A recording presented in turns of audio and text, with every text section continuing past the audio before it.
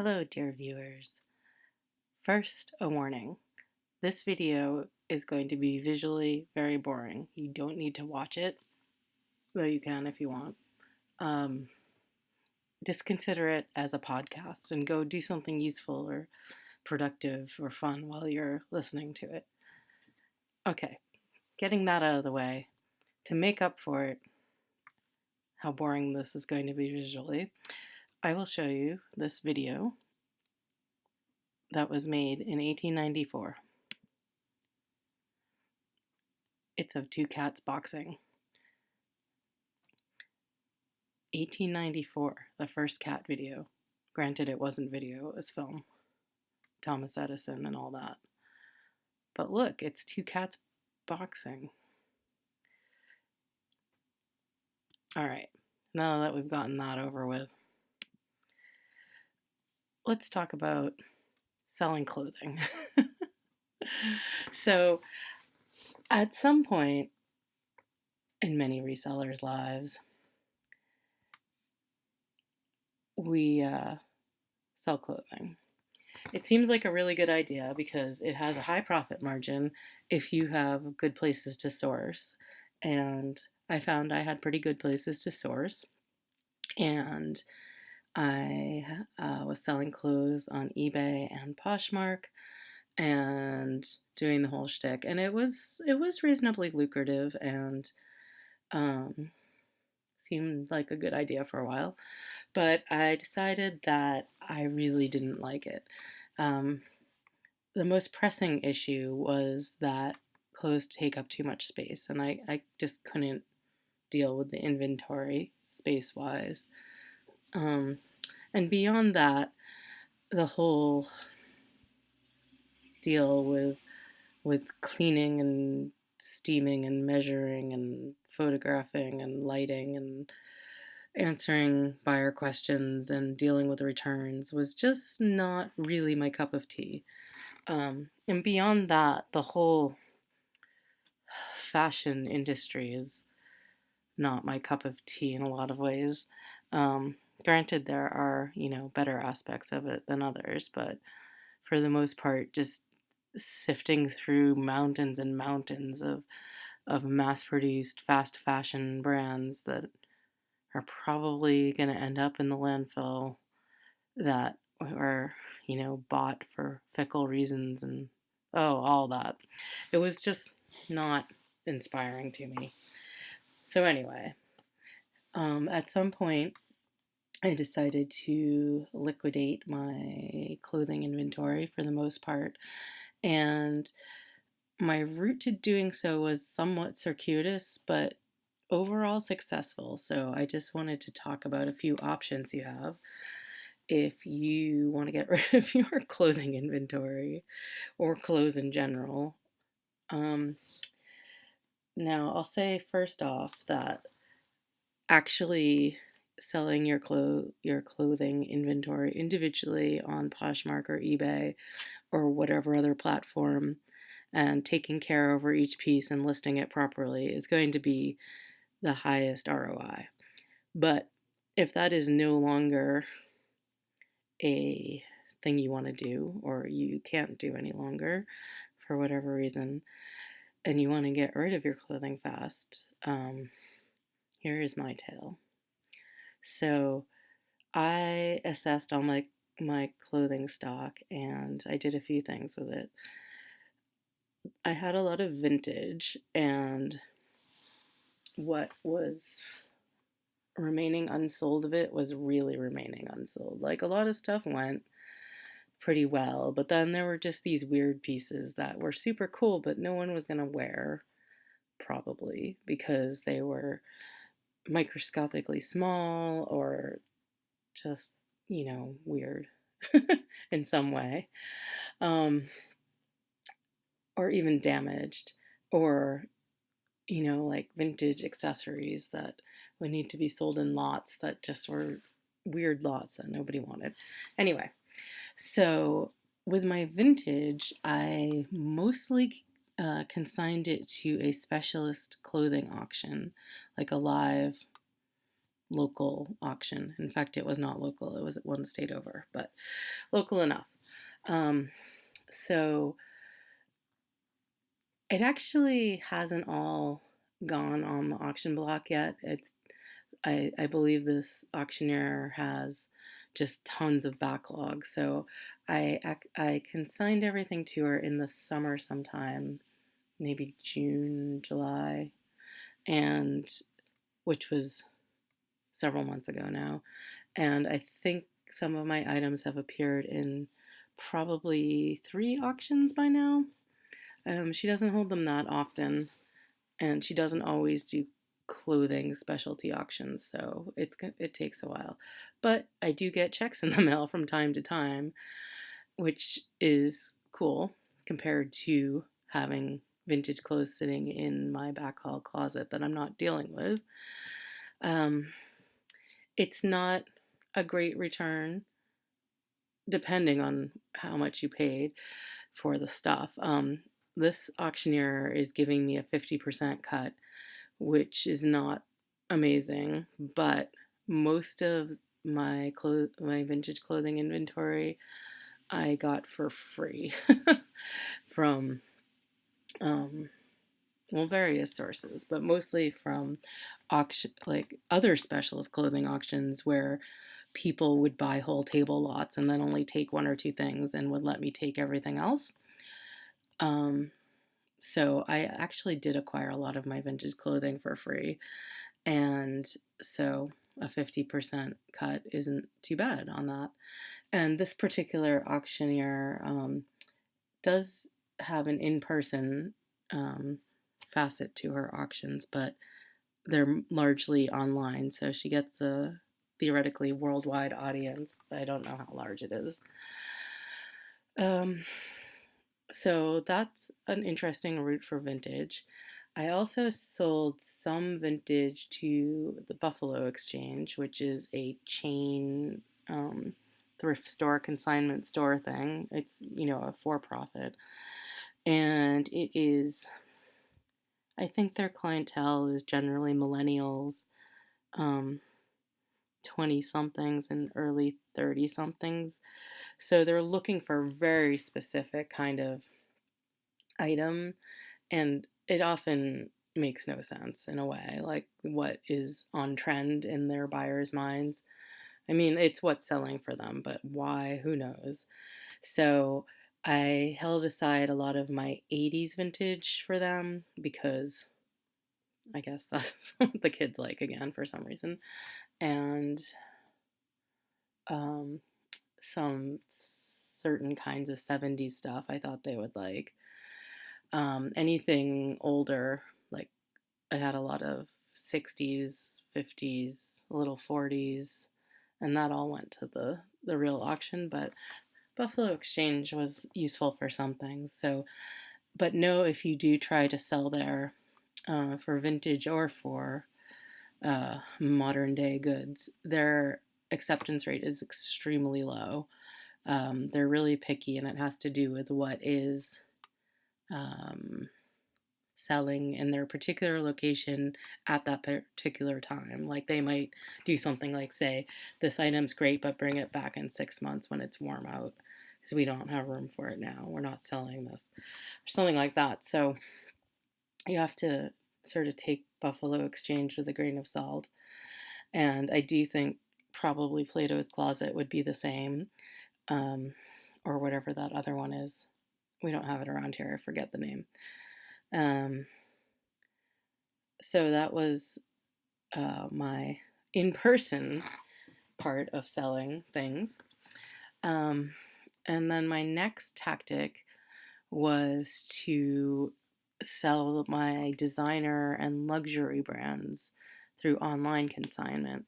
And I actually had a fairly decent amount of designer stuff because I had gone to an estate sale that was all designer clothes, pretty much, like just rooms and rooms and rooms full of it. And there was no one there, and no one was picking over it, and it was kind of crazy. And I bought enough that the guy gave me a really good deal, so he let me have everything for $2 a piece. And I think I bought about 150 items.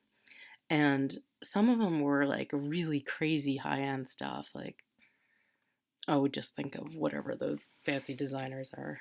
Like, I'm not going to try to talk about fashion intelligently at this hour of the evening, but, um, like Yves Saint Laurent suits or whatever, and $2.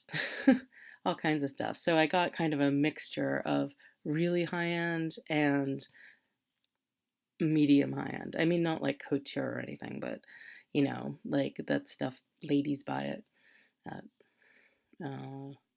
Nordstrom. I don't even know. That fancy people buy that costs hundreds of dollars now. So yeah, we're talking the hundreds of dollars, not the thousands of dollars. But anyway, so I got a mix of that kind of stuff, and then lots of things like Eileen Fisher dresses and outfits, and some like nicer Talbotsy kind of stuff. Like the lowest end I got was Talbots, and everything was $2 a piece. Um, oh, and some like fancy handbags. So what I did with that was I looked at the different places where you can sell higher end stuff online, and chiefly, as far as I'm concerned, um, they are ThreadUp Luxe and the Real Real. Now I know there's some other places, and there's like places where you have to actually market it yourself, or like Poshmark or whatever. But I honed in on ThreadUp Luxe and the Real Real. So between them, they have different lists of what brands they'll accept. So like this is the ThreadUp Luxe designer brand list. And it's kind of, again, it's like what they're selling. So I think this list is even kind of different than when I was selling there. Like they've gotten more like smaller indie high-end brands and fewer of the old guard designers. And this is my like, non-fashion smart interpretation. But so yeah, I mean, there's lots and lots of designers I've never heard of now. But so I looked through their designer list and sent everything I could to them. And they rejected a lot of it because that's what they do. And then I sent the rejects to ThreadUp. I mean, to the Real Real. I'm sorry. And where is their designer list?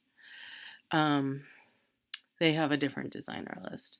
There's some overlap, but it's fairly different.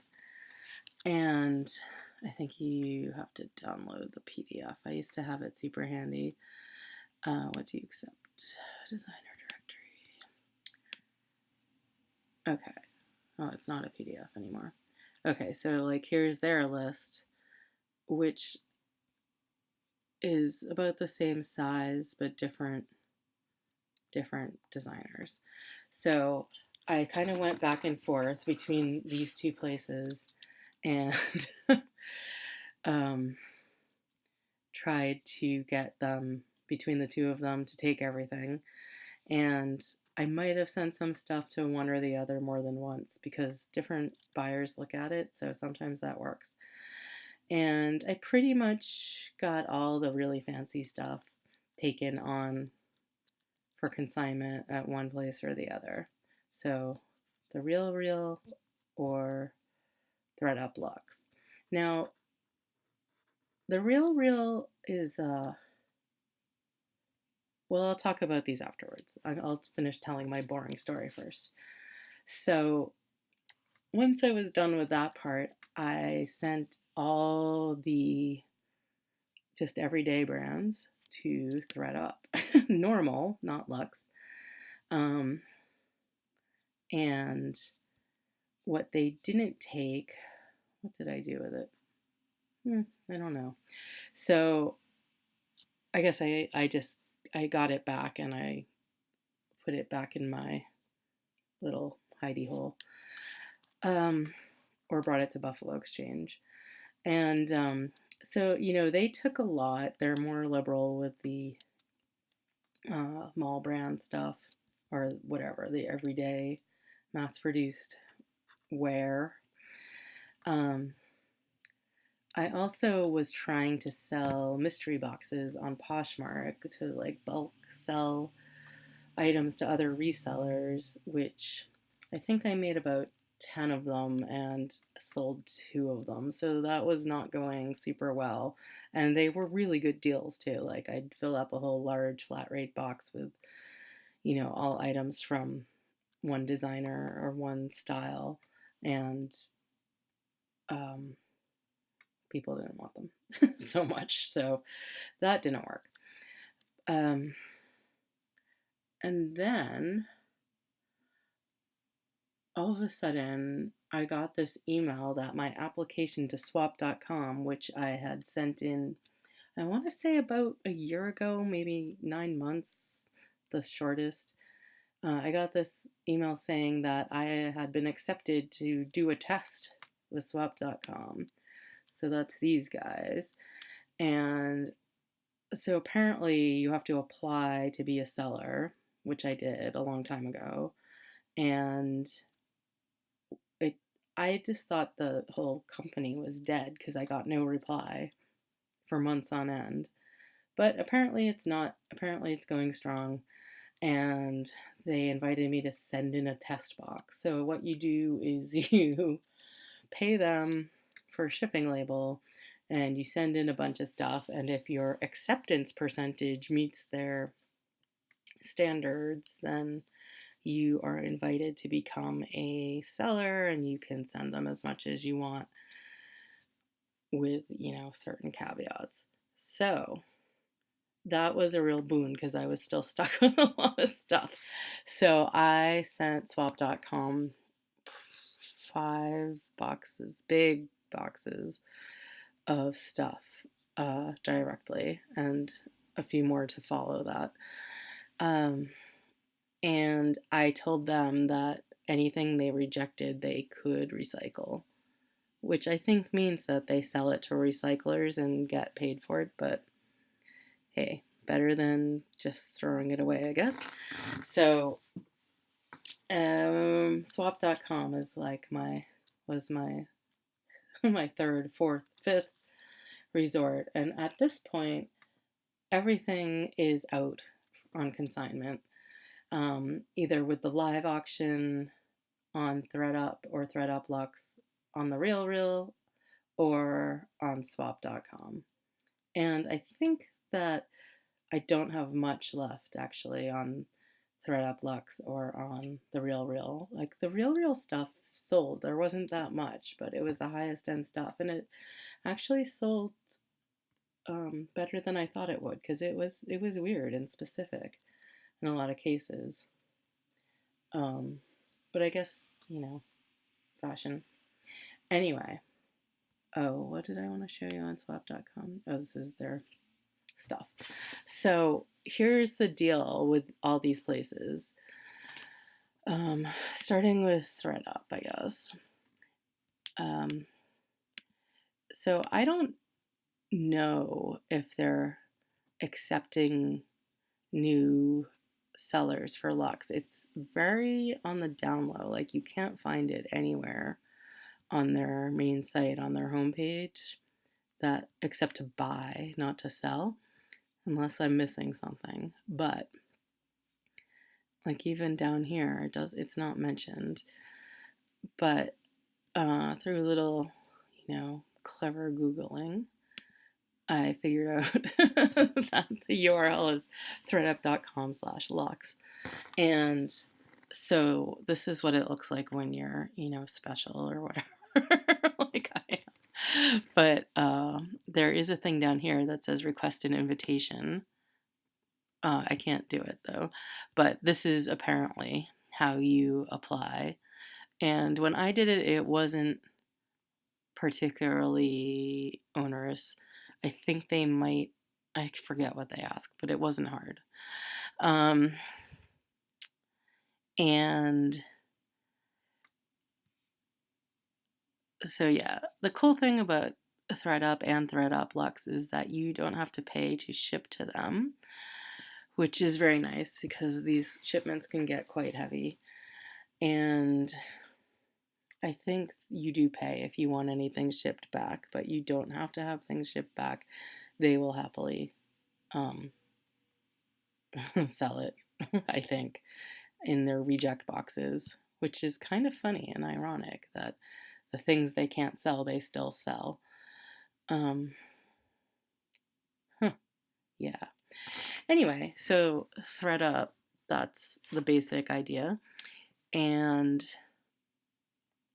on the Real, it's very similar in that you send them stuff and they pay for the shipping. The Real, however, is a much more high touch kind of service. You can actually talk to humans and they give you a sort of like representative who's your special friend who can help you, and they will actually come to your house and pick stuff up theoretically. I guess that's probably if you have a lot of stuff and you're very fancy. And I think they have brick and mortar locations where you can bring stuff, but it's only in New York and LA maybe. And yes, they're very user friendly, but they only take that list of high end designers. They do take men's stuff though, unlike ThreadUp, which is cool. And then Swap, on the other hand, isn't really known for luxury. I mean, I guess you can send it, but it's not really their thing so much. They do take men's and kids and baby and maternity. Um, and they also sell some toys and games and baby stuff, but it's kind of weird. Like there's really not much of that on the site, and I don't know. You can read their acceptance criteria. It doesn't seem like a good racket to get into for me, from my point of view. But anyway, they do take pretty much any brands of for women's stuff. They won't take unbranded items. That's their one caveat. And then they won't take things they don't feel like taking. But other than that, it's you know, pretty open. So the okay, the meat of the matter here is how each one pays. And this is probably the most interesting part that you might want to look at the screen for, or take a screenshot and look at it later. But let me blow this up. Okay. So I made this chart for myself when I was sending things all over the place to decide which things to send where and then where to send them next if that didn't work. And so here's the consignment payout structure of these places. Oh, and the other thing is that they all decide what to list it at, so you have very little control. I think you can adjust it on ThreadUp, I believe, but not by a whole lot, and it's not going to make that much difference. So, sorry, I see typo. So basically, for things under $8, you're gonna get very little. On my chart here, the dark orange is the best deal, except that swap.com is usually a better deal. It may be, depending. Um, so if it's under $8, ThreadUp's gonna give you 5%. The Real will give you 40%, which is great. If you have a luxury designer item under $8. Um, Buffalo Exchange gives you 30% for everything, but their prices are pretty low in the store, so it's not that much. And swap.com will give you 15%. So if you have an item that is not luxury, swap is the best deal. Or Buffalo Exchange, I guess, if it's something they'll take. Above 8, same deal, except that swap moves to 70% minus $4.95. And this asterisk I made myself here is to remind me that every box you send to swap, they will charge you $11.90 for the label, for the box, which can be up to 50 pounds. So you have to sort of average that out onto how many items you're sending. And you can fit a lot of items in a 50-pound box of clothes. It also has dimensional parameters. It has to be under 20 by 20 by 18, I think. Don't quote me on it. It's something like that, though. So, you can't send them your giantest Home Depot box or anything. However, so 70% minus $4.95 plus the, minus plus the portion of $11.90, which that item has incurred for shipping. And so that could be not very much, really, but it's more than anyone else, except if it's a luxury item on the real. And so the same thing sort of applies going up in price when you get up to the sort of 35 to 50 to 75 area. Things start to switch a little bit. So at that point, like at the $50 to $75 level, ThreadUp will give you 40% even for non-luxury, and for luxury, the Real will give you 40%. Buffalo Exchange still does their thing. They don't sell anything for that much, really, so it's kind of moot. And swap will still give you 70% minus $4.95 minus the portion of $11.90 for shipping that applies to that item.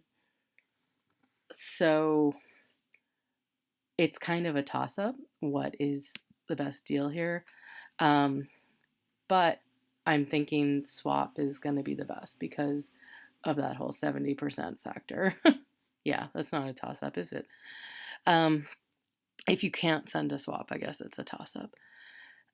And so the same thing sort of happens going up. I mean, you can read this chart. I don't need to tell you the numbers if you feel like looking up at the screen, that is. And when you get to, like, ThreadUp Luxe gets better as you get more expensive. So anything over $100, you're going to start getting 70, 80, 90%, which is great. But it's hard to find things that they're going to price that much. And the Real kind of increases more slowly, in fact. So you're only going to get 55% if it's a $300 plus item. However, they do have an incentive program where the more you send, the better your percentages get. I never got that far, really, but that's a thing you could do. And again, you're still going to get 70% minus $4.95 minus shipping on swap.com. And again, I don't think they price very much over $300, if anything. But at that point, at any of these higher rates, you're talking lots of money for your consignment percentage on swap.com. So that's kind of how I figured out what to send where. And I actually made this other portion of the chart for myself that shows me examples because I'm visual and this was easier. So I could be like, okay, if it was a $50 item, these guys would give me 20, these guys would give me 20, these guys would give me 20, and these guys would give me 30. Okay, send it to swap, that sort of thing. And I advise you to either screenshot my chart or make your own because it's very helpful in trying to figure this out.